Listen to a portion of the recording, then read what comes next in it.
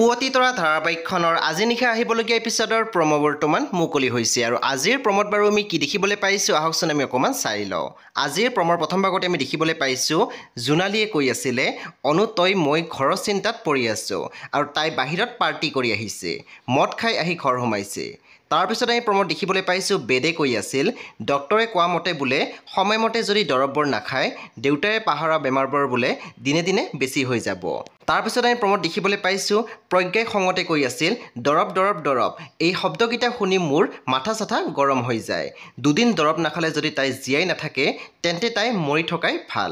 তেতিয়া আমি দেখিবলৈ পাইছোঁ জীৱে কথাখিনি ওপৰৰ পৰা শুনি আছিলে আৰু অনুৱে খঙতে হাত উঠাই মাতিছে প্ৰজ্ঞা। বন্ধু বান্ধৱীসকল আজি নিশা 9 বজাত ৰং টিভিত আহিবলগীয়া পুৱতি তৰা ধাৰাবাহিকখন খুবেই বেছি ইণ্টাৰেষ্টিং হ'বলৈ গৈ আছে। আপোনালোকে চাবলৈ একেবাৰে নাপাহৰিব। পৰৱৰ্তী আপডেটৰ বাবে আপোনালোকে আমাৰ চেনেলটো ছাবস্ক্ৰাইব কৰি কাষত থকা বেল আইকনো টিপি দিবলৈ একেবাৰে নাপাহৰিব।